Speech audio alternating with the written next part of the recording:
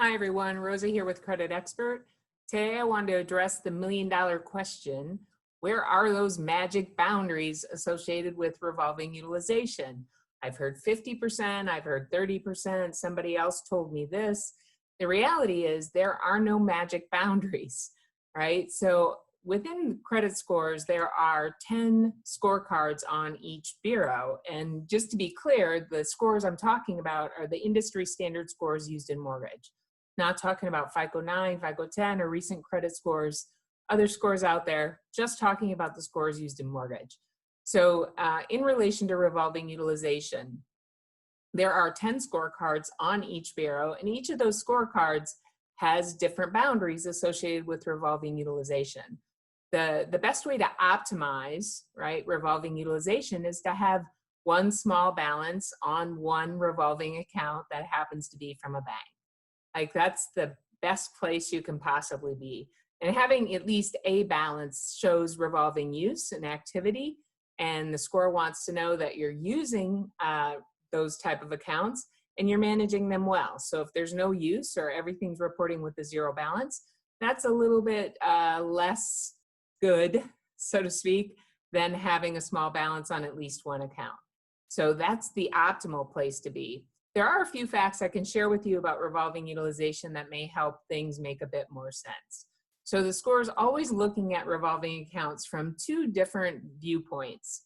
It's looking at the count or the number of accounts that have a certain utilization. So maybe on one scorecard on one bureau, the factor on that particular scorecard and bureau is the number of accounts that are more than 80% utilized. So if there are 3 accounts, you may get penalized, X points for having that number of accounts more than 80% utilized. So that's the count of utilization. And then the other way it looks at it, which is what you probably are all the most familiar with, is what is the overall, total balances based and against total credit limits. What's the overall utilization? And again, those boundaries associated with that different on each scorecard on each bureau. So those are the two primary ways it looks at it. And then there's a few side facts that you may find beneficial, is that where the account is from can matter. So having it be from a national bank versus having it be from another source, like maybe a finance company, is going to be treated differently in the scoring factors associated with revolving utilization. Some extremely high credit limits on revolving accounts will make the score just exclude that from the factors associated with revolving utilization. When I say extremely high, I'm talking about, maybe $75,000 credit limit. It's just not going to consider that in the revolving utilization factor. Another piece is that closed accounts can be considered if they have a balance. And that's important because maybe I have a $10,000 credit limit with a $100 balance, which really helps my overall utilization. But the last time I got my member agreement, I didn't accept it. I said, just close the account. I'll continue making the minimum payments.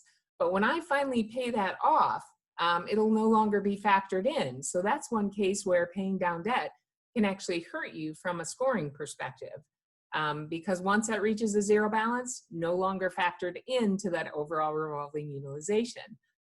Another piece is that if the account has not been recently reported, like during the past year, it may not be considered. So even though there's an open account out there, it has this great, nice, big, large credit limit and a zero balance, you think it's helping, but if it hasn't been reported in the past year, it's not going to be looked at because the score considers that it's likely not current, right? The information may have changed. It doesn't have current information. It's not going to consider it in that scoring factor. So those are a few things that you may want to know about revolving utilization. If there's any questions that you have for us here at Credit Expert, please don't hesitate to reach out to us at info@creditexpert.com.